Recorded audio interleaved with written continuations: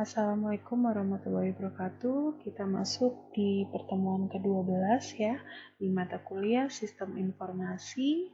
Di sini Ibu akan menerangkan mengenai materi penerapan sistem informasi di dalam kebidanan ya.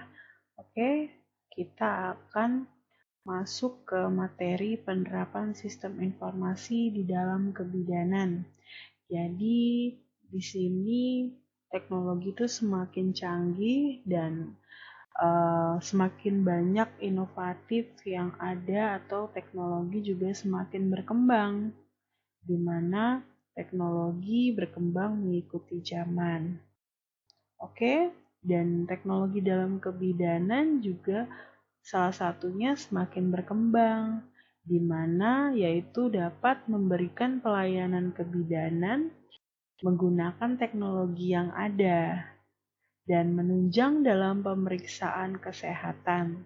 Dan teknologi ini dipakai dalam pemeriksaan kesehatan juga dan pada saat pelayanan juga. Oke, teknologi dalam kebidanan. Apa aja sih yang dimaksud atau yang masuk dalam teknologi dalam kebidanan?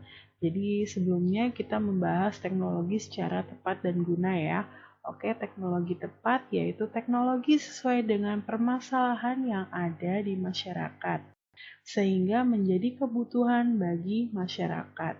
Jadi teknologi itu sebagai saat ini adalah kebutuhan ya, dan teknologi gunanya yaitu teknologi dapat dimanfaatkan dan memberikan nilai tambah bagi masyarakat.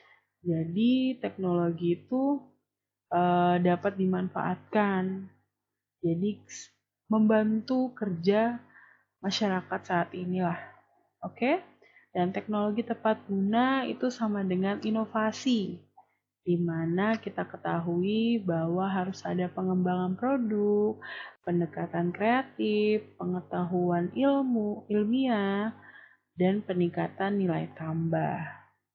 Oke, selanjutnya kita harus paham dulu nih, apa sistem informasi dalam kebidanan. Untuk pertemuan sebelumnya sudah kita jelaskan ya, sistem informasi dalam kebidanan, mungkin kita akan membahasnya lagi. Atau kita lebih dalami apa itu sistem informasi dalam kebidanan. Jadi, sistem informasi dalam kebidanan adalah sistem pengolahan data dan informasi kesehatan untuk mendukung manajemen kesehatan dalam rangka peningkatan pelayanan kebidanan kepada masyarakat. Jadi, sistem yang digunakan oleh bidan untuk menunjang atau melayani masyarakat atau pasien. Oke. Selanjutnya, penerapan sistem informasi dalam kebidanan. Jadi, sistem informasi dalam kebidanan juga diterapkan ya. Contoh teknologi tepat guna di kebidanan yaitu salah satunya fetal Doppler. Yang kedua, bridge pumps. Yang ketiga, ultrasonografi. Selanjutnya, MRI atau magnetic resonance imaging. Yang terakhir adalah kontrasepsi. Oke, di sini fetal Doppler, alatnya seperti ini, yaitu alat untuk mendengarkan detak jantung janin selama masih ada di dalam kandungan. Alat ini menggunakan prinsip pantulan gelombang elektromagnetik. Doppler sangat berguna untuk mengetahui kondisi kesehatan janin dalam kandungan ibu. Jadi alat ini digunakan untuk mendengarkan detak jantung janin ya. Oke. Selanjutnya ada bridge pumps. Di mana alat yang digunakan untuk mengeluarkan air susu ibu dan langsung menampungnya pada botol sebagai persediaan. Di mana bridge pumps di sini terbagi menjadi dua jenis, yaitu manual dan elektrik. Di mana pompa AC elektrik telah menggunakan teknologi dua fase expression, yaitu ritme isapan yang meniru perilaku bayi ketika menyusu kepada ibunya. Selanjutnya adalah ultrasonografi, di mana alat yang Prinsip dasarnya menggunakan gelombang suara frekuensi tinggi dan manfaat penggunaan USG yaitu usia kehamilan dan tanggal persalinan. Selanjutnya, pertumbuhan dan perkembangan janin, di mana ancaman keguguran, hamil kembar, juga kelainan posisi janin, dan lain sebagainya. Selanjutnya yaitu MRI, Magnetic Resonance Imaging, di mana prosedur yang digunakan untuk mendeteksi kanker dan gangguan lain pada payudara. MRI bekerja dengan menggabungkan medan magnet yang kuat, gelombang radio, dan komputer untuk menghasilkan gambar detail dari struktur tubuh bagian dalam. Yang terakhir adalah kontrasepsi, di mana cara atau alat yang digunakan dengan tujuan mencegah terjadinya kehamilan. Selanjutnya, contoh teknologi tepat guna di bidang kebidanan, di mana yang pertama ada aplikasi kehamilan, kalender masa subur, konsultasi online, dan pendaftaran kontrol online. Di mana ini adalah aplikasi kehamilan, di mana aplikasi yang membantu calon ibu dalam proses kehamilan dari usia 0 bulan sampai dengan 9 bulan. Dan ini adalah kalender masa subur, di mana ada gambar aplikasi ini. Ini adalah aplikasi yang membantu calon ibu dalam mengetahui tanggal subur rendah dan tinggi, dan kapan tanggal haid atau halangan.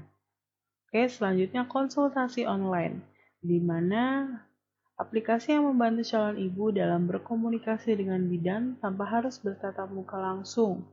Jadi cukup konsultasi via Zoom atau Google Meet atau aplikasi online chatting yang berinteraksi kepada bidan, pasien berinteraksi kepada bidan secara langsung agar dapat informasinya secara cepat.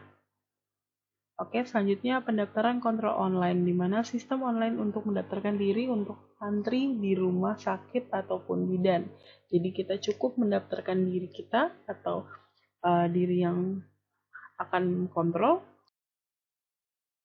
mendapatkan nomor urut antrian yang dimana kita datang pada saat posisi nomor antrian kita sudah mendekati ya.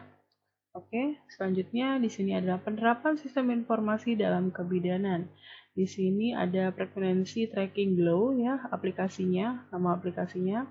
Di sini bisa mengecek dari baby grow dari awal, dari berapa hari atau berapa minggu, berapa bulan, dari 0 bulan sampai dengan 9 bulan. Oke, di sini juga ada contoh atau konsumsi apa sih atau olahraga apa sih yang bisa membantu dalam proses kehamilan agar baik gitu ya. Oke.